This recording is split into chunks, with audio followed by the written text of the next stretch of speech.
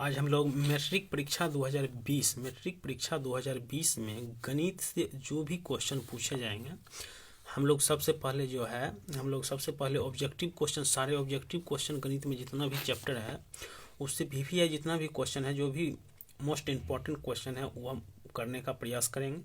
उसके बाद हम लॉन्ग क्वेश्चन, शॉर्ट क्वेश्चन पर आएंगे। उसके बाद फिर हम साइंस पर आएंगे, सोशल साइंस पर आएंगे, हर एक विषय पर आएंगे।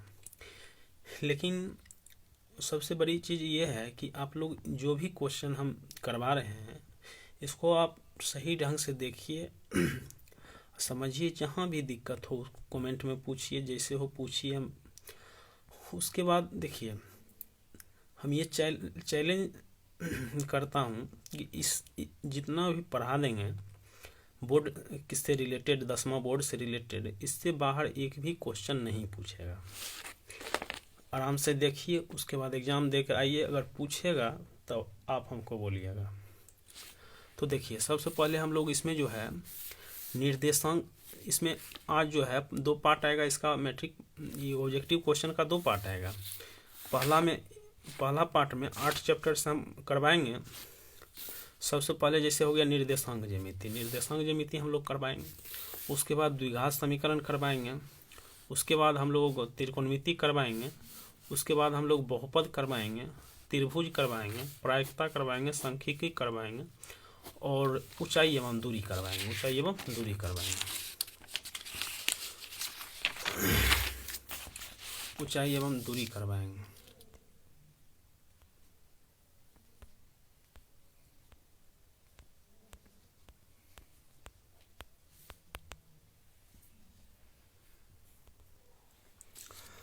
तो देखिए, निर्देशांक ज्यामिति में जो है, निर्देशांक ज्यामिति में कुछ थ्योरी है, उसको देखिए। जैसे इसको हम वाई बोलते हैं, उसके बाद वाई डैश बोलते हैं, इसको हम एक्स बोलते हैं, एक्स, और इसको हम एक्स डैश बोलते हैं। देखिए, वाई अक्ष और एक्स अक्ष जिस बिंदु पर काटती है हम उसको मूल बिंदु कहते हैं। तो मूल बिंदु जो हो गया, ये मूल बिंदु हो गया। मूल बिंदु को हम लोग जो है ओ से डिनोट करेंगे। ओ का नियामक होता है 0, 0। इसका क्या अर्थ हो गया? इसका अर्थ हुआ कि x जो है 0 और y जो है 0, x 0 y 0। क्वेश्चन पूछ सकता है कि मूल बिंदु का नियामक क्या होता है? तो मूल बिंदु का नियामक जो है 0, 0 होता है। मूल बिंदु का नियामक क्या होता है? मूल बिंदु का नियामक 0, 0 होता है। उसके बाद जो है पहला चतुर्थांश है, दूसरा चतुर्थांश है, तीसरा चतुर्थांश है, चौथा चतुर्थांश है। जैसा कि हम लोग जानते हैं कि इधर जो भी होता है x का मान धनात्मक होता है, और चलते रहेगा। इधर जो भी होता है वो माइनस में होता है। उसके बाद ऊपर जो भी होता है वो प्लस में होता है, और नीचे जो भी होता है वो माइनस में होता है। तो जैसा कि हम लोग जानते हैं कि ये जो है पहला चतुर्थांश, ये दूसरा चतुर्थांश, ये तीसरा चतुर्थांश और ये चौथा चतुर्थांश। तो इसमें अगर साइन का चर्चा करें तो ये प्लस प्लस होता है, ये माइनस होता है, ये माइनस होता है, ये प्लस माइनस होता है। इसको याद रखने का क्या नियम है? इसको याद रखने का कुछ नियम नहीं। देखिए, 2 को याद रखिए, ये दोनों याद रखिए। जैसे देखिए, ये दोनों याद रखिए। इस पहला में प्लस प्लस, दूसरा माइनस प्लस। उसके बाद जिस प्रकार ये दोनों याद हो जाएगा, उसके बाद क्या कीजिएगा, ऐसे कर दीजिएगा। यानी कि जस्ट इसका उल्टा ये, इसका उल्टा ये, इस जस्ट देखिए ऐसे चलता है। इसका उल्टा ये, इसका उल्टा ये, यानी कि पहला का चौथा, पहला का तीसरा, दूसरा का चौथा। इसका मतलब साइन इस प्रकार से याद करेंगे, प्लस प्लस तक इसका उल्टा ये, तो माइनस माइनस, ये माइनस प्लस, तो ये प्लस माइनस, ये प्लस माइनस। उसके बाद देखिए, उसके बाद क्या करना है, उसके बाद हम लोग को क्या याद रखना है? तो मूल बिंदु का नियामक याद रह जाएगा। उसके बाद जैसे देखिए क्वेश्चन किस प्रकार से पूछा है, क्वेश्चन पूछ देगा मूल बिंदु का नियामक कितना, तो 0, 0 पहला क्वेश्चन ऑब्जेक्टिव क्वेश्चन बन सकता है। उसके बाद दूसरा क्वेश्चन जैसे कि 2, 3 है। 2 3 जो है 2 3 इसमें आपको पूछ सकता है कि भुज बराबर क्या। ऐसे दे देगा क्वेश्चन, ऐसे दे देगा, बोलेगा भुज कितना, भुज बराबर क्या, या पूछ सकता है कोटि बराबर क्या, भुज बराबर क्या या कोटि बराबर क्या, भुज और कोटि। तो देखिए इसको एक्स अक्ष बोलते हैं, इसको वाई वाला वैल्यू बोलते हैं। भुज जो होता है, भुज एक्स वाला वैल्यू होता है, एक्स वाला मान जो होता है भुज, वाई वाला जो मान होता है कोटि, वाई वाला जो मान होता है वो कोटि कहलाता है। तो इस क्वेश्चन में भुज कितना, तो भुज मतलब एक्स, तो भुज बराबर 2। अब कोटि पूछ देगा तो कोटि कितना, तो कोटि के 3, तो 3 कोटि हो जाएगा। तो याद रखिएगा, तो पहला वाला भुज कहलाता है, दूसरा वाला कोटि कहलाता है। ठीक, उसके बाद ऑब्जेक्टिव क्वेश्चन और बन सकता है, क्या बन सकता है कि -2 3 दे देगा, ऑप्शन में दे देगा पहला चतुर्थांश, बी ऑप्शन में दे देगा दूसरा चतुर्थांश, सी ऑप्शन में दे देगा तीसरा चतुर्थांश, डी ऑप्शन में दे देगा चौथा चतुर्थांश। तो देखना है माइनस प्लस, यानी x माइनस वाई प्लस। तो माइनस प्लस किस में होता है, तो माइनस प्लस सेकंड चतुर्थांश में होता है, मारेंगे ऑप्शन क्या, 2 नंबर मारेंगे। या इसी में क्वेश्चन पूछ सकता है, कि -3 किस चतुर्थांश में है, तो -3 इसका मतलब कि x भी माइनस वाई भी माइनस, तो माइनस जो होता है वो तीसरा चतुर्थांश में होता है, तीसरा चतुर्थांश मारेंगे आंसर।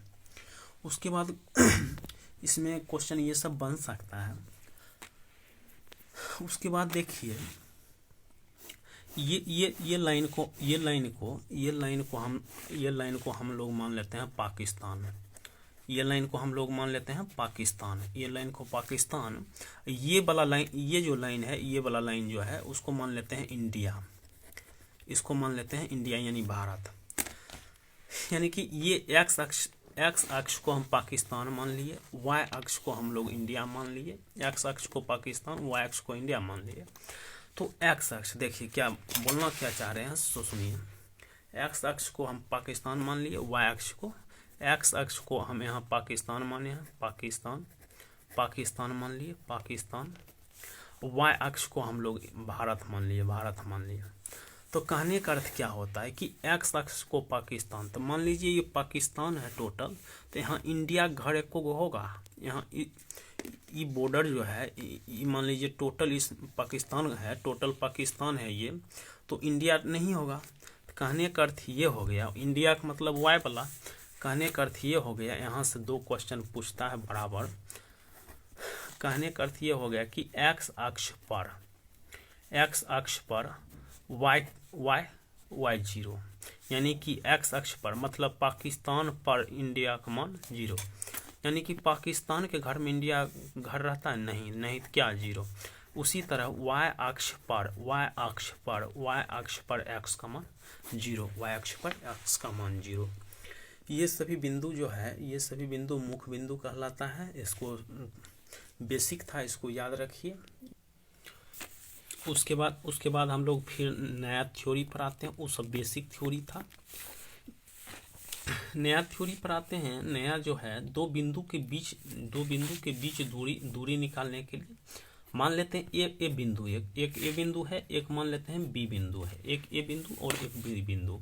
यहाँ से यहाँ के बीच का डिस्टेंस कैसे निकालेंगे, और इसका जो है नियामक दिया हुआ रहता है, इसको नियामक बोलते हैं x1 y1, इसका नियामक x2 y2, x1 y1 x2 y2। इस बिंदु का दूरी निकालना है। तो क्या करना है, दूरी बराबर फार्मूला, ये भी बराबर फार्मूला होता है x2, यानी कि ये इसमें ये घटा दीजिए, ये x वाला में ये घटा दीजिए, x2 माइनस x1 का whole square, x2 minus x1 का होल स्क्वायर। उसी तरह y2 माइनस y1 का whole square, y2 minus y1 का। याद रखिए यहाँ पर प्लस होता है, यहाँ पर प्लस होता है। तो ये डिस्टेंस आपका फार्मूला हो गया, ये डिस्टेंस फार्मूला हो गया, ये डिस्टेंस फार्मूला आपका हो गया। जैसे मान लेते हैं एग्जाम्पल एक दे देते हैं, एग्जाम्पल एक ले लेते हैं। जैसे मान लीजिए 2 3, अब बी बिंदु ले लेते हैं 4 5 ले लेते हैं, 4 5 ले लेते हैं। 2 3 ले लीजिए, बी बिंदु ले लिए मान लेते हैं 4 5। ये दोनों के बीच की दूरी निकालना है। तो बीच के दूरी निकालना है तो हम लोग क्या करेंगे, ये इसमें पहला वाला हम पहला को घटाएंगे, यानी 4 में 2 को घटाएंगे, 4 में 2 को घटाएंगे, होल स्क्वायर कर देंगे। 5 में 3 को घटाएंगे, होल स्क्वायर कर देंगे। उसके बाद ये हो जाएगा घट के 2, ये हो जाएगा 2। हम जानते हैं ये जो होता है 4 होता है, ये भी 4 होता है। 4 4 कितना होता है, 8 होता है। 8 का आप मान लीजिए 8 ऑप्शन में √8 तो मार दीजिए, नहीं है तो इसको ऐसे कीजिए, 200 लगाइए, 4 दाम फिर जाएगा 2, यानी कि कितना 2 आ गया, कितना 2 को 2 में एगो 2 बाहर होता है, रूट का नियम है, एगो 2 अंदर हो जाएगा, ये आंसर।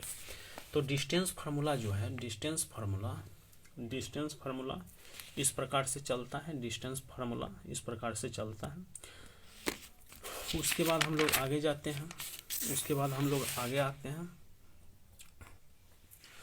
उसके बाद हम लोग विभाजन सूत्र पर आते हैं। विभाजन सूत्र क्या होता है, विभाजन सूत्र होता है जिससे ए बिंदु है, ये ए बिंदु है, ये बी बिंदु मान लेते हैं, ये ए बिंदु ए बी बिंदु लेते हैं। इसका नियामक x1 y1 है, इसका नियामक जो है x2 y2 है, y2 है, x1 y1 x2 y2, x1 है y1 है, x2 y2 है। तो देखिए विभाजन क्या होता है, जब ये एक लकीर है, इसको 2 ढंग से हम लोग विभाजन कर सकते हैं। कैसे, एक विभाजन तो हम लोग ऐसे कर सकते हैं कि ये लकीर को यहाँ तक जैसे है तो उसको आगां बढ़ा सकते हैं,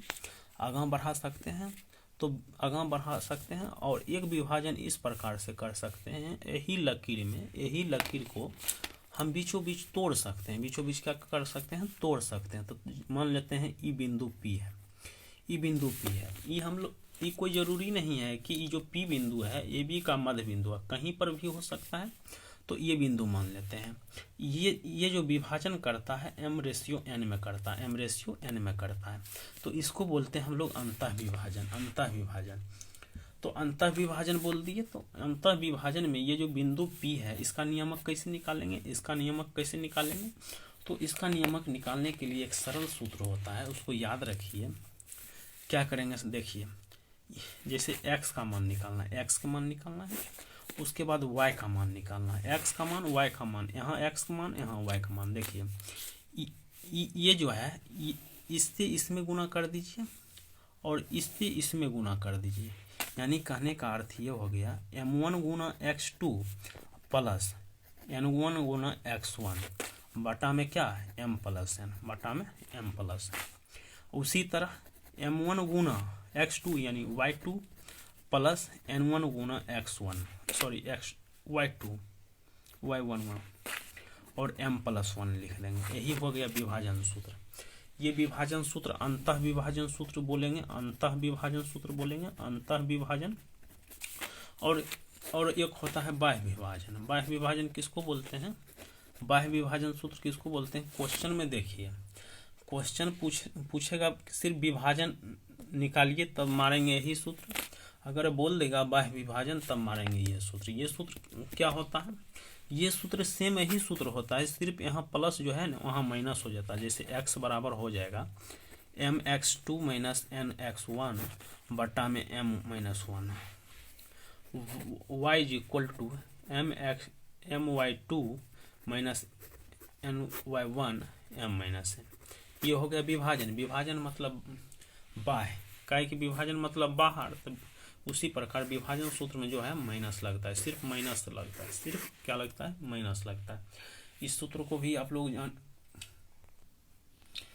जैसे इस पर एक क्वेश्चन हम कर लेते हैं, जैसे ए बिंदु और बी बिंदु, एक ए बिंदु और एक बी बिंदु है, इसको जो है इसको अंतःविभाजन किया। कौन विभाजन किया, अंतःविभाजन। तब इस बिंदु और इस बिंदु का नियामक निकालना है, इस बिंदु और इस बिंदु का नियामक।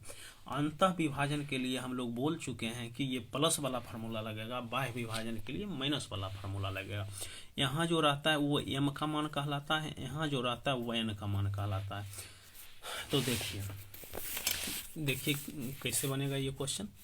तो आपको जो है m का मान दिया हुआ है, n का मान दिया हुआ है, x1 दिया हुआ है, x2 आपको दिया हुआ है, y1 दिया हुआ है, y2 दिया हुआ है, सब क्वेश्चन सब दिया हुआ है। देखिए यहाँ से हम लोग लिख सकते हैं 2 हो गया x1, 2 हो गया x1 और 3 हो गया x2 और 5 जो हो गया y2 हो गया, 1 हो गया y1 और 2 हो गया m, 3 हो गया n। तो देखिए उसके बाद फार्मूला पर बैठा दीजिए। फार्मूला होता है x बराबर m का मतलब कितना 2, उसके बाद m का मतलब 2 होता है x2 हो गया आपको 3, अंतः विभाजन है इसलिए प्लस, उसके बाद n3 होता है, उसके बाद x1 जो होता है 2 और m प्लस कितना m प्लस n का मतलब कितना 2 + 3, 2 + 3। तो देखिए 6 हो जाएगा, ये 6 हो जाएगा, 6 6 12 हो जाएगा, 12 ये कितना हो जाएगा 5 हो जाएगा, यानी 12/5। x का मान जो है x का मान हो गया आपको 12/5 हो गया, x का मान 12/5 हो गया। सेम प्रोसेस से y का मान निकाल लीजिए, सेम प्रोसेस से y का मान निकाल लीजिए, इसी फार्मूला से y का निकाल लीजिएगा, निकाल के रख दीजिए। यही सूत्र होता है, यही सूत्र होता है अंतः विभाजन और बाह्य विभाजन का, अंतः विभाजन और बाह्य विभाजन का यही फार्मूला होता है। उसके बाद ये जब हम सीख गए तो उसके बाद हम एक और छोटा सा कॉन्सेप्ट है उसको भी हम देख लेते हैं। जैसे ये बिंदु है, एक बिंदु बी है, ये बिंदु एक और ये बी है, इसका नियामक आपको दिया हुआ है x1 और y1, इसका दिया हुआ है x2 और y2। तो अब क्या कह देगा, देखिए क्वेश्चन में अब क्या कह देगा, ये जो लकीर है इसको हम लोग जो है बराबर 2 भाग में बांटते हैं, कहने का अर्थ क्या, कहने का अर्थ ये कि ये जो P बिंदु होगा ये दूरी, कहने का मतलब ये दूरी और ये दूरी बराबर होगा, यानी कह सकते हैं इसको जो P को हम लोग बोल सकते हैं मिडिल पॉइंट बोल सकते हैं, यानी कहेंगे मध्य बिंदु, हिंदी बोले तो मध्य बिंदु। देखिए इसका अब नियामक कैसे निकालेंगे, तो देखिए इसका नियामक मध्य बिंदु का नियामक निकालने में कुछ नहीं है, दोनों को पहला जोड़ दीजिए, 2 से भाग दे दीजिए, फिर उसी तरह दोनों का दूसरा जोड़ दीजिए, 2 से भाग दे दीजिए, यही हो गया। जैसे एज एग्जाम्पल एक बता देते हैं, जैसे 2 है, या 4 है, तो इसका नियामक ये जो बोल देगा P मध्य बिंदु है, तो इसका नियामक कैसे, तो देखिए पहला दोनों जोड़ दीजिए, 2 4 6 और 2 से भाग दीजिएगा 3, 2 अब दूसरा का दोनों जोड़ दीजिए 6, फिर 3 से भाग 3, यानी कि मध्य बिंदु का नियामक निकल गया 3 3। मध्य बिंदु का नियामक कितना निकल गया 3 3। इस प्रकार फिर हम लोग आगे थ्योरी देखते हैं। उसके बाद त्रिभुज का क्षेत्रफल से रिलेटेड है, त्रिभुज का क्षेत्रफल से संबंधित, त्रिभुज का क्षेत्रफल से एरिया हम लोग कैसे निकालते हैं, उससे संबंधित है। तो हम लोग सबसे पहले हम लोग जो है त्रिभुज का क्षेत्रफल के लिए जो फार्मूला होता है वो आपको याद करवाते हैं, उसके बाद इस पर हम विस्तार चर्चा करेंगे। देखिए त्रिभुज का क्षेत्रफल हम लोग कैसे याद करेंगे, त्रिभुज का क्षेत्रफल जो हम लोग याद करेंगे, कुछ नहीं है, सिर्फ याद नहीं करना है, ऐसे देखिएगा बस याद हो जाएगा। देखिए x1 ऐसे कर दीजिए, उसके बाद यहाँ प्लस दीजिए, यहाँ x2 फिर ऐसे कर दीजिए, फिर यहाँ x3 दीजिए, फिर ऐसे कर दीजिए, बस कुछ नहीं है। पहले x1 दे देना है, ये दे देना है, फिर प्लस, फिर x2 दे देना है, मतलब करने में x1 x2 x3, लेकिन सगरो प्लस, ठीक। उसके बाद लिखना क्या चीज़ है, ध्यान से देखिए, 23 31 12, 23 31 12, 23 31 12, उसके 23 31 12 लिखना है। उसके बाद क्या किए, तो यहाँ y लगा दीजिए, एक मतलब 23 बन गया क्या चीज़, y2 माइनस y3, 23 बन गया क्या चीज़, y2 माइनस y3। उसके बाद ये बन गया कितना, y3 माइनस y1, y हटा देना है सब में, हटा दिए। उसके बाद माइनस लगा दीजिए, बीच में माइनस लगा दीजिए, सब में हो गया। बस इसे कर दीजिए, 1/2 लिख दीजिए, 1/2 लिख दीजिए। इस फार्मूला को फिर से समझाते हैं, काहे कि क्वेश्चन पूछता है इससे। तो देखिए क्या करना है, पहले x1 लिख दीजिए, x1 लिख दिए, x2 लिख दीजिए, x2 लिख दिए, x3 लिख दिए। उसके बाद ये ब्रैकेट दे दीजिए, ये ब्रैकेट दे दीजिए, ये ब्रैकेट दे दीजिए, यहाँ प्लस प्लस। उसके बाद क्या बोले, उसके बाद बोले कि जो है 23 लिखिए, 23 लिख दिए। उसके बाद बोले 31 लिखिए, उसके बाद बोले 12 लिखिए, 23 31 12, 23 31 12, 23 31 12। उसके बाद जो है यहाँ y हटाइए, y हटाइए, y हटाइए, y हटाइए, y कुछ नहीं, माइनस लगाइए, माइनस लगाइए, माइनस लगाइए, बस यहाँ 1/2 दे दीजिए। यही हो गया आपको क्षेत्रफल का फार्मूला। और एरिया जो है, मान लीजिए इस फार्मूला से जो भी निकालिएगा, अगर माइनस आएगा, माइनस मान लीजिए 39 आया, तो माइनस नहीं बोलिएगा, बोलना हमेशा क्या चीज़, प्लस। माइनस आवे फिर भी प्लस आपको आंसर लेकर चलना है, क्योंकि एरिया जो होता है माइनस में नहीं होता है, क्षेत्रफल माइनस कभी नहीं होता है, एरिया कभी ऋणात्मक नहीं होता है। अब जैसे इस क्वेश्चन का क्षेत्रफल निकालना है, इस क्वेश्चन का क्षेत्रफल निकालना है, तो पहला तो विधि ये हो गया, इसमें रख के आप निकाल सकते हैं, इसमें रख के निकाल सकते हैं। अगर लॉन्ग क्वेश्चन पूछे, अगर लंबा क्वेश्चन पूछे, 4 नंबर 5 नंबर का क्वेश्चन पूछे, तब इस विधि से बनाइएगा, तब इस विधि से आपको बनाना है, क्षेत्रफल निकालना है। अगर ऑब्जेक्टिव क्वेश्चन पूछे तो ऑब्जेक्टिव क्वेश्चन को बनाने के लिए इस विधि का अप्लाई नहीं करेंगे, क्योंकि इसमें बहुत अधिक टाइम लगेगा, इसलिए इस विधि को हम लोग अप्लाई नहीं करेंगे। लॉन्ग क्वेश्चन बोलेगा तो इस विधि से बनाएंगे, शॉर्ट बोलेगा देखिए ऑब्जेक्टिव में क्वेश्चन अगर पूछेगा तो क्या करेंगे। देखिए ये एक आप लोग के लिए यूनिक मेथड होगा, जो कि अलग होगा, जो आप लोग अभी तक नहीं जानते होंगे। बहुत आसान है। देखिए एरिया निकालने के लिए अगर देख लीजिए ऑब्जेक्टिव क्वेश्चन पूछे तभी ऐसा कीजिएगा, नहीं इस लॉन्ग क्वेश्चन को इस विधि से बनाने के बाद हो सकता है हल्का फुल्का नंबर काट सकता है, हल्का फुल्का। शॉर्ट क्वेश्चन ऑब्जेक्टिव पूछे तो बनाइएगा। देखिए क्या करते हैं, ये जो 4 ये जो 6 है यहाँ पर लिख दीजिए, 4 6 लिख दिए। उसके बाद ये जो है 0 और 4 है, इसको 0 4 लिख दीजिए, 0 4 लिख दिए। ये 6 2 जो है वहाँ लिख दीजिए, 6 2 लिख दिए, 6 2 लिख दिए। उसके बाद देखिए जैसे ये 1 हुआ, ये 2 हो गया, तो 3 बनाना है, 3 बनाना है, लेकिन 2 ही बनेगा, त्रिभुज में 2 ही ना बनेगा, तो 1 अपना मन से लिख देंगे, 1 अपना मन से लिख देंगे। ये जो घर जो अपना मन से लिखे, इसमें अपना मन से 0 0 0 नहीं लिख सकते हैं, 2 2 2 नहीं लिख सकते हैं, सिर्फ 1 1 1 लिख सकते हैं। उसके बाद क्या करना है, उसके बाद देखिए 4 यहाँ ऐसे कर देना है। उसके बाद जो है यहाँ पर 6 ऐसे कर देना है।